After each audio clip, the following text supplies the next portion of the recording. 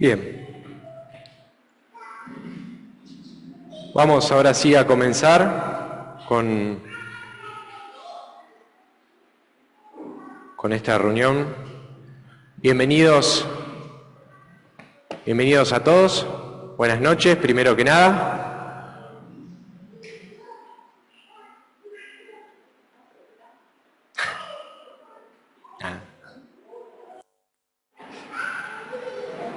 Bien, como todos ya saben, realmente estamos cerca de la Navidad.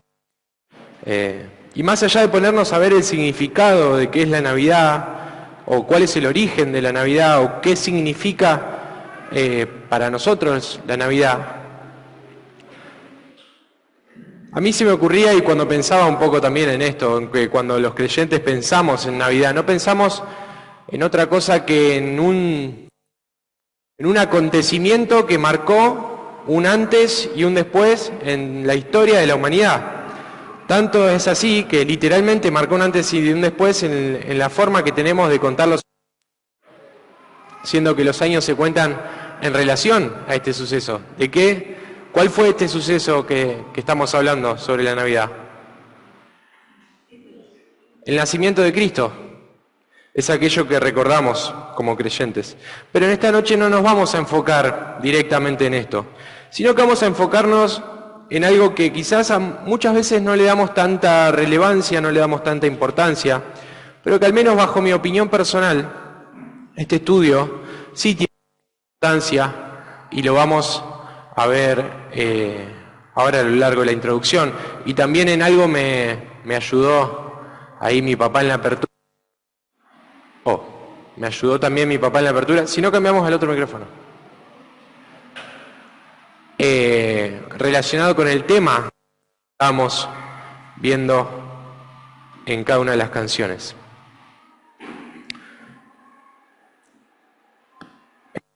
Vamos a estar viendo todo lo que está relacionado, todo lo que fue el periodo intertestamentario. A ver.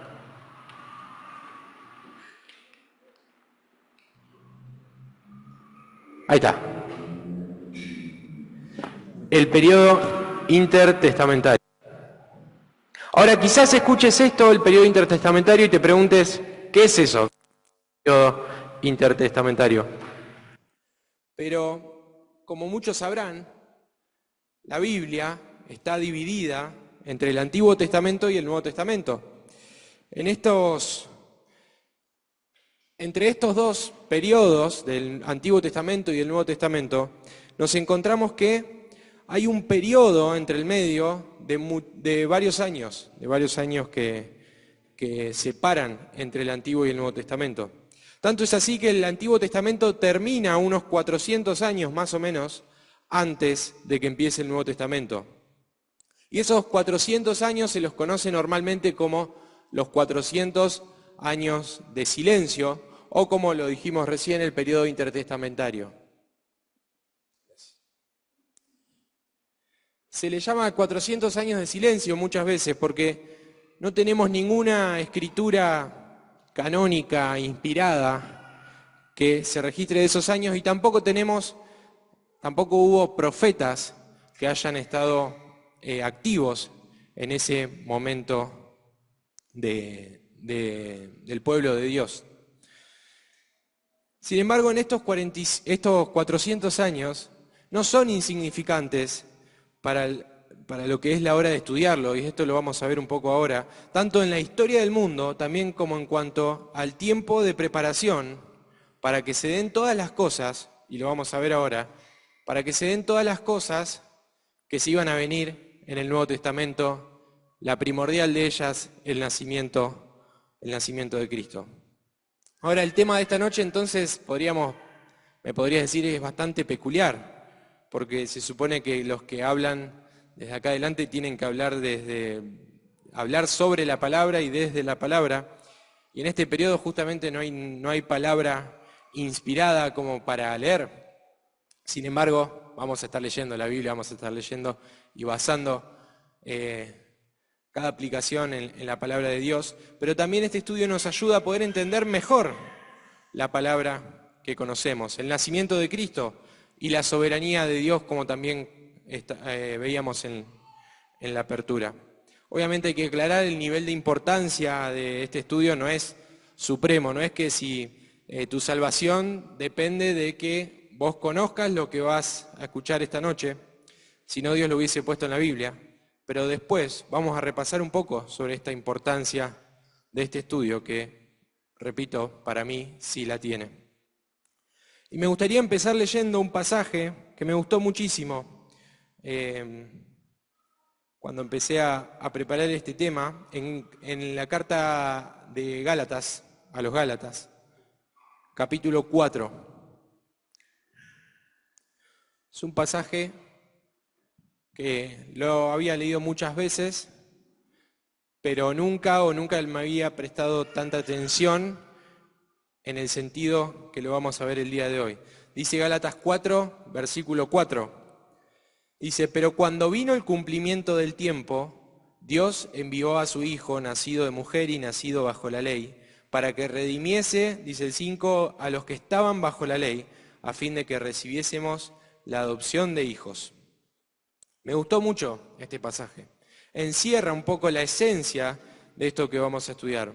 Ahora me gustaría preguntarles, ¿cómo creen que se puede relacionar esto que acabamos de leer con un estudio del periodo intertestamentario? No sé si alguien...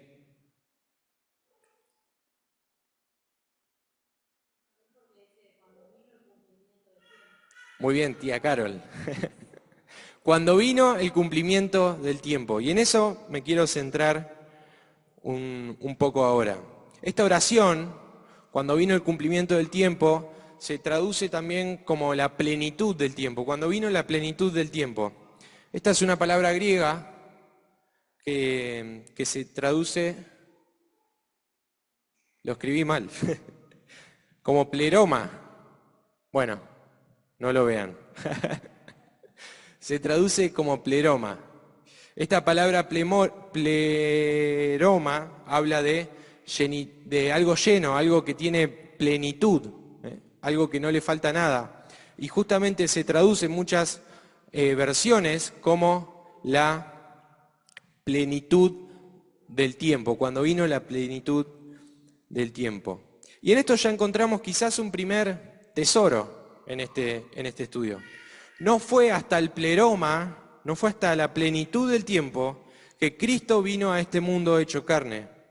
Y este concepto de pleroma nos habla de un concepto de un momento que era perfecto, un momento perfecto, el momento indicado, un momento que fue planificado por Dios desde la eternidad para que ocurra este acontecimiento de que Cristo venga al mundo. Este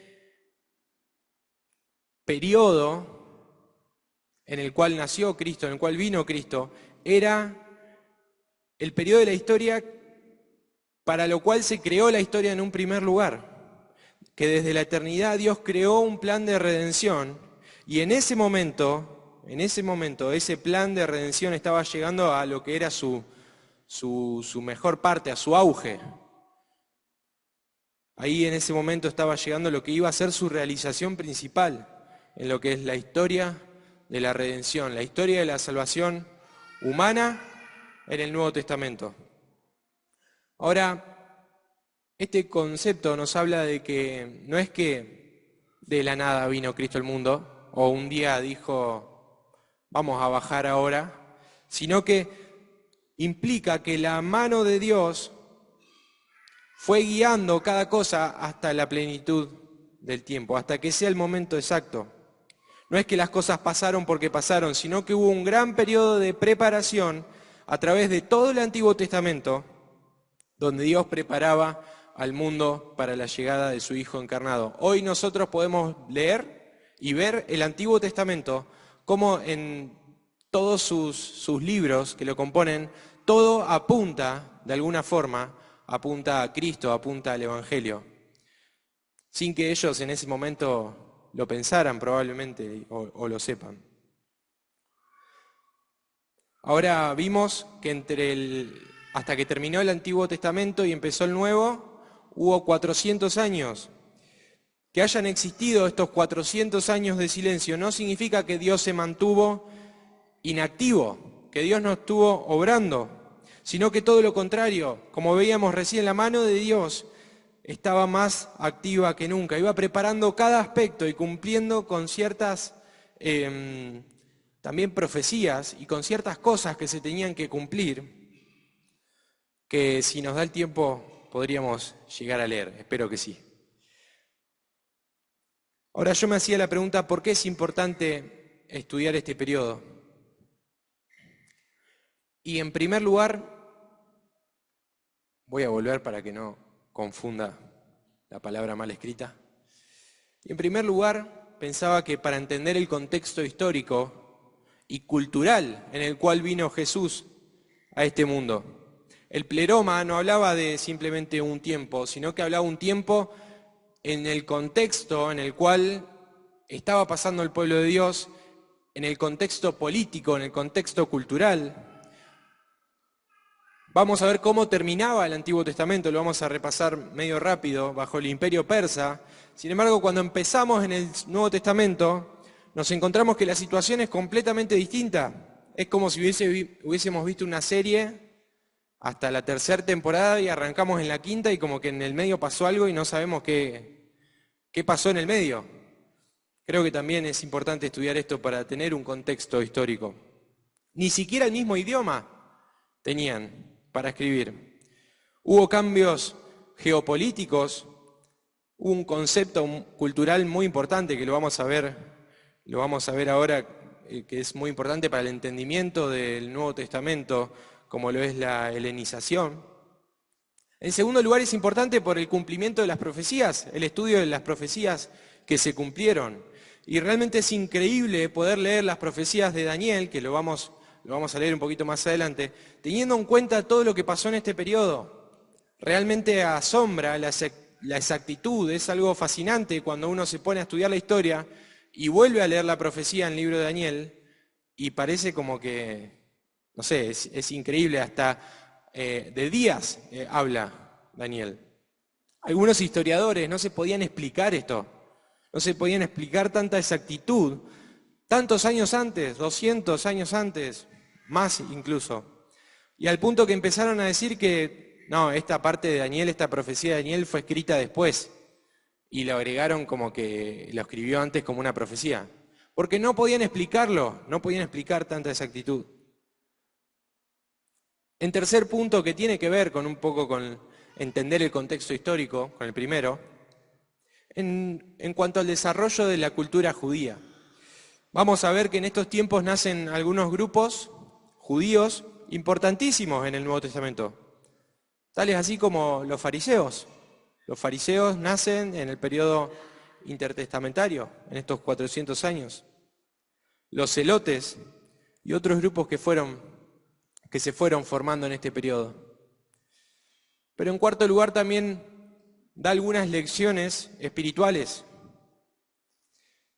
Aunque no hubo profetas, como hablábamos, no hubo profetas inspirados durante estos 400 años, Dios seguía estando activo y eso es una gran lección espiritual para nuestras vidas. Dios seguía mostrando al mundo que incluso en el silencio, incluso aunque no lo parece, Él sigue trabajando para cumplir su propósito. Y en quinto lugar también hay aplicaciones para nuestra vida práctica. Yo me imagino a aquellos judíos, que algunos se mantuvieron fieles, algunos de la diáspora, sufriendo cosas horribles, siendo oprimidos por cosas que quizás sus antepasados hicieron. Y mientras tanto Dios guardando silencio. Y pienso en cómo esto nos enseña aún incluso a confiar en la obra de Dios en nuestras vidas, incluso cuando no entendemos aquello que nos sucede. Y a su vez también es bueno, y lo vamos a ver un poquito, para nosotros el poder verlo como algo previo a la fecha que se nos acerca, como lo es la Navidad, ya que nos ayuda a comprender un poco más esta celebración del nacimiento de Cristo, con todos los preparativos que ello llevó y cómo todo desencadenó en el nacimiento de Cristo. Entonces, ahora que vimos un poco la introducción, que vimos la importancia de estudiar este periodo como un preparativo al nacimiento de Cristo, vamos a ver un poco qué es lo que pasó en estos 400 años. Antes de eso,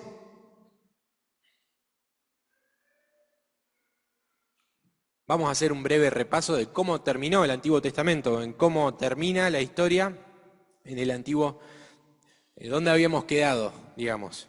El Antiguo Testamento termina con el pueblo judío en manos del imperio persa, en manos de Persia. Lo hemos visto varias veces, he hablado muchas veces de Nehemías. Acá el pueblo de Judá se le permite volver a través de un decreto del rey Ciro. Ciro el Grande también se lo conoce. Se le permite al pueblo de Judá volver a Jerusalén, el retorno a Jerusalén para la reconstrucción del templo, la reconstrucción de sus muros y para volver a repoblar Jerusalén y volver a levantarla. Este retorno se lleva a cabo en 3 tandas, la primera con Zorobabel y Josué también como un líder religioso. En la segunda vuelven con Esdras. La primera fue en tiempos del rey Ciro, el rey persa Ciro, la segunda ya con Artajerjes, que era el hijo de Asuero, que vemos en Esther. Y en la tercera vuelta vuelven ya con Nehemías, con el objetivo ya de reconstruir los muros en Jerusalén. Este último retorno más o menos es del año 445 a.C., y en ese contexto es donde quedamos en el Antiguo Testamento. Cuando terminamos de leer el Antiguo Testamento quedamos en más o menos ese contexto. El último registro que tenemos en el Antiguo Testamento data más o menos del año 430 antes de Cristo. Desde ese momento, Palestina, el territorio del pueblo de Dios, fue pasando de guerra en guerra y estando en manos de distintos reinos y distintas personas por las guerras y también por las caídas de los distintos imperios y todo lo que pasó políticamente durante esos años. El imperio persa, donde quedamos en el Antiguo Testamento, siguió estando al control, como lo era una potencia dominante en el Medio Oriente, hasta el año 331 a.C. En ese año el imperio persa fue conquistado por Grecia, que en Grecia estaba una persona muy conocida, que esta persona sí les sonará, que es Alejandro Magno. El imperio persa cae en manos de Alejandro Magno de Grecia. Alejandro Magno fue uno de los estrategas de guerra más famosos de la historia. Cada vez que se habla en las escuelas de Alejandro Magno, una persona muy joven, muy inteligente y lúcida a la hora de entrar en el territorio militar. Al momento de terminar con el imperio persa, él tenía solamente 24 años. A los 24 años, él tenía mi edad y ya se había convertido en un líder político, un líder militar, y había derrotado a otra gran potencia militar como lo era el imperio persa. Pero Alejandro no solamente buscaba conquistar tierras, y me voy a centrar un poquito acá porque es importante para lo que significa el Nuevo Testamento. No solamente buscaba conquistar tierras, sino que tenía una filosofía de cambiar la cultura del mundo. Él quería cambiar el mundo antiguo. Y es acá donde empieza lo que conocemos como la helenización, o el helenismo, lo encontrarán también. Ellos querían cambiar toda la cultura por la cultura que tenía Grecia, la cultura de los demás reinos, de los demás pueblos, cambiarlo por la cultura de Grecia. Esto no es coincidencia y no deja de ser importante, porque Alejandro Magno fue un fiel seguidor y fue un pupilo y un estudiante de otro gran nombre que a todos les sonará, que es Aristóteles, un filósofo de Grecia, y Aristóteles le contagió un poco esta filosofía de buscar la unidad. Aristóteles hablaba de la unidad, buscar la unidad en todo. Él quería desarrollar un sistema científico, un sistema filosófico que englobara todos los campos del conocimiento en un mismo sistema que sea coherente. De ahí que ellos buscaran la unidad también en la vivienda, que puedan vivir en grandes ciudades y daban beneficios a que la gente deje los pueblos y se vaya a las ciudades y formen estas ciudades-estados llamadas polis, de muchísimas y realmente muchísimas personas. Entonces Alejandro también tenía la visión de unificar todo el mundo antiguo culturalmente y se volvió el autor de este proceso llamado la helenización, que tan importante es para la historia bíblica. Porque si bien más adelante Grecia cae y en el Nuevo Testamento tenemos ya el Imperio Romano, toda la cultura filosófica de Grecia siguió permaneciendo en Roma y después tratando de captar a los hermanos también de la iglesia primitiva con la helenización. De este movimiento viene la idea también de que todas las personas hablen un mismo idioma, que tuvieran la misma filosofía, que tuvieran las mismas costumbres. Más allá de que Alejandro tuvo cierta tolerancia a la cultura y a la religión judía, no es que lo impuso a la fuerza, fue de a poquito metiendo estas culturas, estas filosofías que tenían en el mundo griego. Y todo eso terminó siendo la razón, ¿por qué? ¿De qué? De que el Nuevo Testamento no se escribió, no fue escrito en hebreo, no fue escrito en arameo, como podríamos esperar, sino que fue escrito en griego. Vamos a decir por culpa de Alejandro, pero sabemos que detrás de cada una de estas cosas estaba la mano soberana de Dios. Alejandro Magno muere a temprana edad, muy joven, a sus 30 y pocos. Muere en Babilonia y es acá donde la historia se pone mejor, se pone un poco más entretenida. Como Alejandro no tenía herederos que puedan ocupar su lugar en ese momento, empezó lo que es una disputa. Y les voy a pedir que presten atención, porque esto después lo vamos a leer en Daniel, y nos vamos a sorprender, o espero que se sorprendan conmigo, de la exactitud, esto estamos viendo historia nomás, pero de la exactitud de la profecía de Daniel. Alejandro muere, no tenía herederos que puedan ocupar el lugar, y empezó una disputa entre, en principio, 4 reinos. 4 generales, vamos a decirlo antes de reinos. 4 generales muy importantes, que eran generales de Alejandro, que se empiezan a disputar quién se queda con el territorio de todo el imperio griego en el que estaba Alejandro Magno. Entre ellos estaban Ptolomeo y Seleuco, ahí están los 2 reinos, vamos a decir, que en azul esto era todo el imperio de Ptolomeo, que está en Israel, y esto era todo lo de Seleuco en amarillo. Y después están los otros 2 que no, a la historia judía en principio no tiene tanta importancia como los otros 2, como Ptolomeo y Seleuco. Estaba Lisímaco, ahí en naranja, y Casandro, en verde, que cada uno se había dividido los territorios. Entonces se peleaban entre ellos a ver quién iba a suceder en el gobierno en todo su territorio. Y como decía, en estas nos importan 2, Ptolomeo y Seleuco, que estaban los Ptolomeos, y los Seleucidas, que eran los seguidores de cada uno de ellos. Ahora, los Ptolomeos se quedaron con toda esa parte del sur, como veíamos con Israel, con todo lo que es Egipto, no Israel, mientras que los Seleucidas se quedaron con todo lo que era Siria, Palestina. Palestina quedó ahí como en el medio. Fíjense cómo Palestina queda como en el medio, rodeada de estos dos generales, de estos 2 territorios.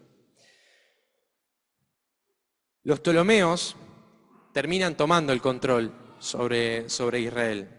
A pesar, por más de que había un acuerdo que habían hecho que decía que le pertenecía a los seleucidas. Esto obviamente generó una gran lucha que duró entre estas dos dinastías, que duró durante mucho tiempo.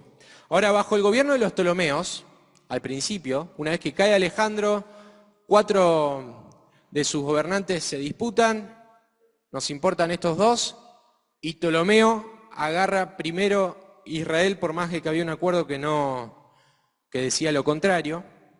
Bajo el gobierno de estos Ptolomeos, los judíos tuvieron libertad religiosa. Fue un Ptolomeo quien gobernaba cuando, por ejemplo, se realizó la primer traducción del Antiguo Testamento al griego. Y es tan importante que era la Biblia que utilizaban en el Nuevo Testamento, era la traducción al griego, era muchas veces lo que se utilizaba como Biblia para como el Antiguo Testamento, ¿no? Para la iglesia primitiva. De hecho, no sé si alguna vez les ha pasado que en el Nuevo Testamento ven una cita del Antiguo Testamento y cuando lo comparan son traducciones distintas o hablan de cosas parecidas, pero no están iguales. Muchas veces de estas diferencias es porque el Nuevo Testamento está traducido del griego, viene de una traducción del griego, y nuestra traducción del Antiguo Testamento viene directamente de los idiomas originales, del hebreo. Entonces, la primera traducción del Antiguo Testamento se hace bajo el gobierno de un Ptolomeo, que ¿cómo se llamaba esta Biblia, vamos a decirle, este Antiguo Testamento? La Septuaginta. La Septuaginta fue esta versión traducida al griego por primera vez. Porque aunque no lo puedan creer, y por más que algunos lo crean así, la iglesia primitiva no usaba la Reina Valera 1960, sino que usaban otra. Bueno, los Ptolomeos reinaron en Judá durante más o menos 100 años. 100 años estuvieron reinando ahí en Judá. Y en el 198 a.C., después de muchas batallas contra sus vecinos, los seleucidas, por primera vez los seleucidas logran vencer a los Ptolomeos, logran entrar al poder en todo lo que es el territorio de Judá. Entonces, en aquel momento, un seleucida llamado Antíoco el Grande. Antíoco el Grande derrotó al Ptolomeo que era Ptolomeo Epífanes, y le quitó todo el poder sobre Palestina. Vamos a hacer un parón, un breve repaso. Quedamos en el Antiguo Testamento bajo Persia, bajo el Imperio Persa. Cae el Imperio Persa contra Grecia. Muy bien, Osvaldo. Contra Grecia. ¿Y quién era el principal? Alejandro Magno. Muy bien. Grecia termina cayendo. No. Alejandro Magno muere y hay una disputa entre los 4, en principio 4 generales del ejército de Alejandro que se disputan el territorio, de los cuales nos interesan estos 2. El primero que agarra el control sobre Judá son los Ptolomeos, sobre Palestina. 100 años más tarde muere Ptolomeo Epífanes y agarran el poder los seleucidas. Parece una ensalada, pero vamos a ir llegando a algún lado, se los aseguro. Ahora, dentro de estos seleucidas hay una persona en la que nos vamos a detener un poquito, que es Antíoco IV, se le dice que se lo conoce mejor como Antíoco Epífanes. Este hombre, para que se den una idea, para que cerremos el concepto antes de empezar a conceptualizarlo, era como el Hitler, pero de aquella época. Quiso hacer más o menos lo que quiso hacer Hitler, pero en aquel momento. Este hombre empezó una opresión fuertísima contra los judíos, contra la ley de Dios. Antíoco ordenó la helenización de Palestina, lo ordenó ya como un mandamiento, y prohibía a todos los judíos guardar la ley. prohibía la circuncisión, prohibía guardar todo lo que ellos hacían como tradición. Este Antíoco es una especie de anticristo, lo vamos a ver después en Daniel, se lo compara con el anticristo, se lo llama de la misma manera como un cuerno pequeño, pero lo vamos a ver después, más que nada para que se imaginen lo terrible que era este hombre. Esta persona se metió en el templo de Dios, y puso altares sobre el altar de bronce, el altar de sacrificio que estaba, puso otros altares para hacer sacrificios paganos. Puso un sacerdote que no era descendiente de Sadoc, no era sadoquita, y cambiaba a los sacerdotes como él quería, de acuerdo a su conveniencia. Le robó cosas al templo, lo profanó de una forma totalmente perversa. Él ordenó la destrucción de todos los ejemplares que había de la Torá, de la ley. Él mandó a que se rompan todos, que no haya ninguno. La historia nos cuenta que utilizó este altar, el altar del templo, lo utilizó para sacrificar un cerdo, un animal inmundo. Los obligaba a los judíos a comer cerdo también. Era una persona perversa.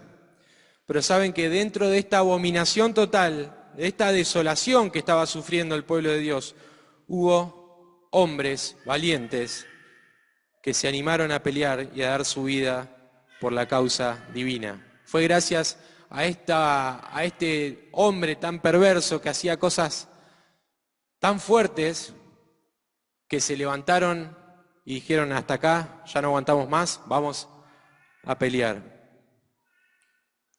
Acá en este periodo de persecución total nacen ciertos grupos de judíos piadosos que se resistían a la helenización. Los primeros que aparecen como una fuerza, vamos a decir, subversiva, una fuerza militar, eran los macabeos. Los macabeos, lo habrán escuchado. En el 164 a.C. inició lo que conocemos como la revuelta macabea. Todo empezó con un hombre, un judío, un creyente que quería guardar la ley, que quería obedecer la palabra de Dios, que se llamaba Matatías. Y este hombre Matatías, con sus 5 hijos, se levantó en protesta contra estas políticas de Antíoco y empezó una lucha de tipo guerrillas. En algún momento, al principio, Matatías muere, vamos a hacerlo un poco más rápido, y aparece uno de sus hijos, el más importante quizás, el más reconocido de todos sus hijos, que era Judas Macabeo. Este Judas se terminó convirtiendo en un héroe nacional. Lo sigue siendo hasta hoy en día para los judíos. Judas luchó contra Grecia. Su ejército luchaba contra un ejército totalmente mayor, una batalla totalmente perdida en un principio. Pero Dios estaba tejiendo aquello que era el tiempo, la plenitud del tiempo, para que venga su Hijo. Estos hombres, los macabeos, terminan ganando la batalla contra todo pronóstico. Y vuelven a unos años los judíos de cierta soberanía en Israel. En este tiempo ellos vuelven a reacomodar el templo, lo reacomodan, y a esto lo conocen como una celebración, y esto es otro punto importante a la hora de estudiar el Nuevo Testamento. Una celebración, una fiesta que tiene que ver con el Nuevo Testamento, que es la fiesta de Hanukkah, la fiesta de las luces. Acá es donde empieza esta celebración, esta fiesta judía, que antes no estaba. En esta fiesta ellos recuerdan esa victoria de Judas Macabeo en aquella revuelta.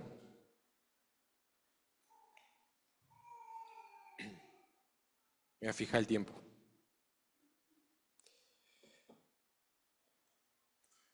Vamos a hacer una especie de parón.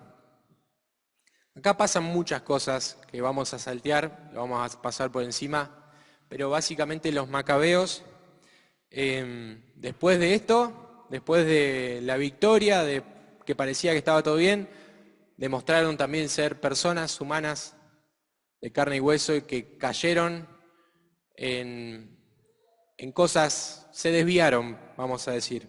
Ellos quisieron ser los sacerdotes, quisieron autoproclamarse los sacerdotes, quisieron ser los reyes también, por más que no eran descendientes de David ni de Aarón. Y junto con esa disputa se empieza a dividir el reino de Judá, los que estaban ahí. Se empiezan a dividir entre los que apoyan a los macabeos y los que no. Y acá aparece un grupo famoso. Acá sí, esto tiene mucho que ver con el Nuevo Testamento. Aparece un grupo famoso que se llaman los fariseos. Eso los conocemos todos. Los fariseos en su momento eran judíos piadosos que se resistían a la helenización, que apoyaron en un principio la revuelta y que decidieron después mantenerse apartados. Eso quiere decir fariseos. Mantenerse separados de todo aquello que corrompía las enseñanzas que Dios les había dejado. Los fariseos vienen de acá. Es muy interesante ver de dónde vienen los fariseos, porque explica en parte cuál era su actitud en el Nuevo Testamento. Ellos no aceptaban que se desobedezca la palabra de Dios, no aceptaban que se obvien las tradiciones judías, esas tradiciones que también ellos escribían como una forma, como un arma contraria a lo que era la helenización para luchar contra ello. Pero si muchas veces nos pasa, si bien condenamos a los fariseos, que está bien, con razón, ya que Cristo también lo hizo, también hay que entender su origen, su historia, sus razones. Ellos de alguna forma miraban por encima de los demás porque ellos decían esto: nosotros somos los separados, los puros, los que no nos mezclamos con Grecia, los que no tenemos nada que ver con la helenización. Esto explica cómo empezaron, siendo piadosos, y terminaron siendo ese grupo de orgullosos, de elitistas que podemos ver en el Nuevo Testamento. Vamos a buscar Daniel. Ya con la historia vamos a dejarlo acá.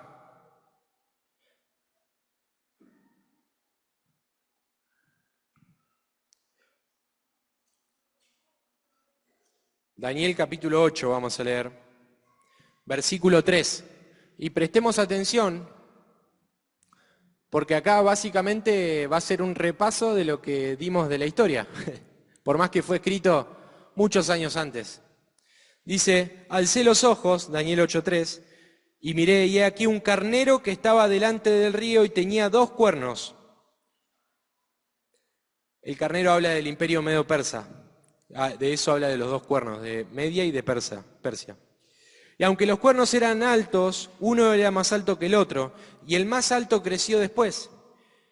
Vi que el carnero hería con los cuernos al poniente, al norte y al sur, y que ninguna bestia podía parar delante de él, ni había quien escapase de su poder, y hacía conforme a su voluntad, y se engrandecía. Este era el tamaño del imperio persa, el tamaño que tenía, las victorias que tenía encima.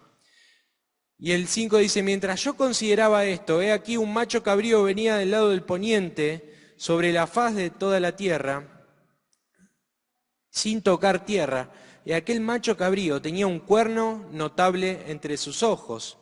Y vino hasta el carnero de 2 cuernos, que yo había visto en la ribera del río, y corrió contra él con la furia de su fuerza.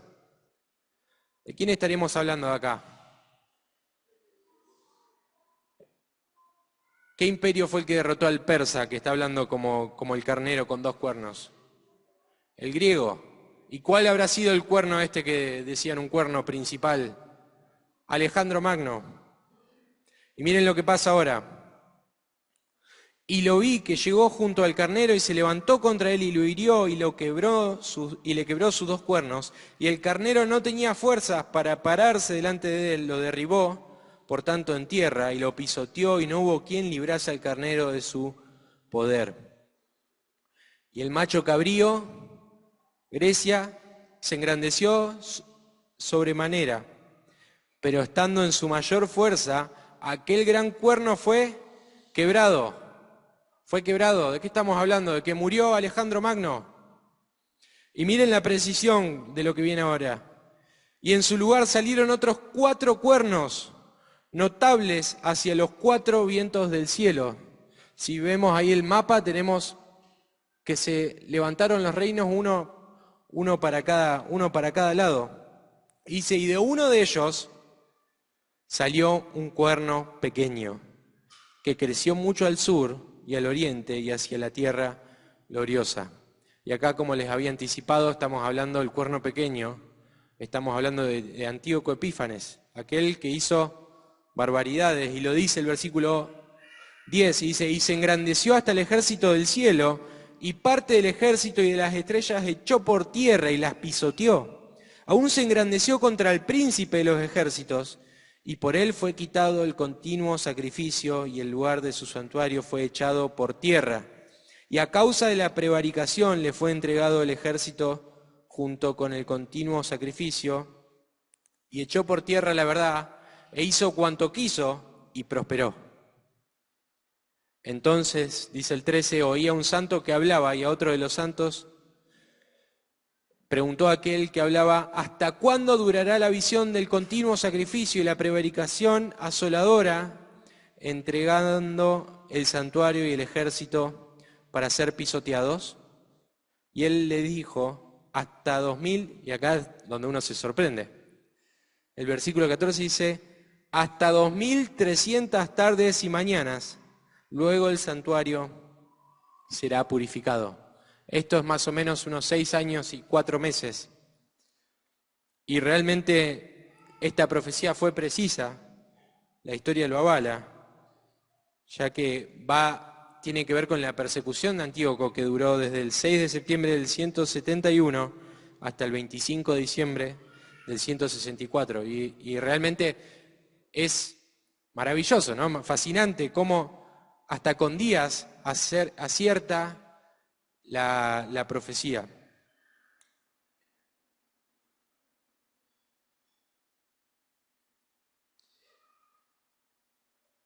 Más adelante lo explica y dice el 19, te enseñaré todo lo que ha de venir al fin de la ira, porque eso es para el tiempo del fin. En cuanto al carnero que viste, que tenía 2 cuernos, estos son los reyes de Media y de Persia. El macho cabrío es el rey de Grecia, y el cuerno grande que tenía entre sus ojos es el rey primero. Y en cuanto al cuerno que fue quebrado y sucedieron 4 en su lugar, significa que 4 reinos se levantarán de esa nación, aunque no con la fuerza de él.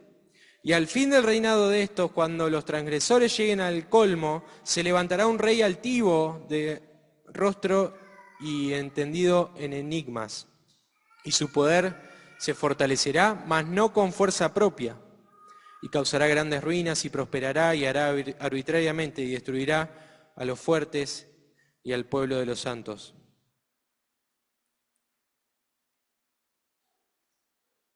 Vamos a dejarlo hasta ahí. No vamos a seguir con todo lo preparado, obviamente el tiempo se ha ido. De todas formas no queda mucho de periodo intertestamentario. Los judíos después de esto caen contra Roma en manos de Pompeyo. Y luego de esto aparece Herodes el Grande, ahí para que lo vean. Herodes el Grande, que es nombrado rey de los judíos, y acá ya estamos en nombres conocidos. Herodes el Grande, se discute su descendencia judía y no tiene aceptación de parte del pueblo judío. Y es nombrado rey de los judíos por César Augusto y por Marco Antonio. Ahora, el Nuevo Testamento abre de esta forma: el pueblo judío sufriendo bajo el dominio de los romanos y un rey totalmente opresivo. Pero ese era el pleroma. Dios había actuado con su mano poderosa de formas que no entendemos, como cantábamos en el himno. De forma en la que miles de judíos piadosos quizás perdieron su vida. De forma que parecía que estaba en silencio, ajeno a la situación. El periodo intertestamentario nos enseña que Dios siempre está en el control, a pesar de que parezca estar en silencio. No es un mensaje usual, lo sé, Por ahí es hasta tedioso, pero creo yo que no hay dudas de que es útil para entender al menos un poco mejor el Nuevo Testamento, con los grupos, con los términos como la iniciación, con las fiestas. Pero no solamente eso, sino que sirve para que podamos entender que Dios es soberano. En la historia en general, pero también en nuestra historia personal. Pero también es un gran recordatorio de que cercano a la Navidad reflexionemos y recordemos que desde la eternidad Dios orquestó cada detalle para traer redención por medio de Cristo a cada uno de nosotros. Dios movió los hilos para que Cristo naciera, pero que lo haga en la plenitud del tiempo. Y esta también es la yapa, digamos, otra cosa que suma es que es lo apasionante de conocer las verdades de la Biblia, de su historia, en especial del cumplimiento de las profecías, tan específicas como lo es esta. Mi objetivo es que nos quedemos con este pensamiento. Realmente cada vez que me encuentro con esta historia del periodo intertestamentario, trato de volverla a leer y cada vez quedo más fascinado de alguna forma por cómo Dios va preparando cada cosa para la venida de Cristo. El idioma, las ciudades grandes que el helenismo formó, las ciudades grandes y el idioma. No hablamos de Roma, pero fue potencia en cuanto a hacer caminos, hacer grandes vías de conexión. Tuvo que pasar Roma para que haga todas esas cosas, por eso fue una gran potencia. Todo de a poquito se iba formando. De los Seleucidas, de Antíoco incluso, que fue un gran opresor del pueblo judío, salió la revuelta, salió gente que dedicó su vida para mantener puro y para obedecer aquello que Dios había dicho. Salieron los fariseos, salieron los celotes, salió Hanukkah. Todo de a poquito se fue tejiendo para la llegada de nuestro Salvador al mundo y es por eso, y es eso al menos lo que a mí me hace asombrar tremendamente de la grandeza y de la sabiduría de nuestro Dios. Dios desde el principio tenía todo preparado. Y en estas Navidades también celebramos lo que es el cumplimiento de este plan perfecto, este plan que, como veíamos en los jóvenes, un gran tejedor fue tejiendo hasta el momento de Cristo viniendo a este mundo. Espero que no haya sido muy tedioso, pero bueno, esto es lo que les quería compartir. Así que muchas gracias por su tiempo.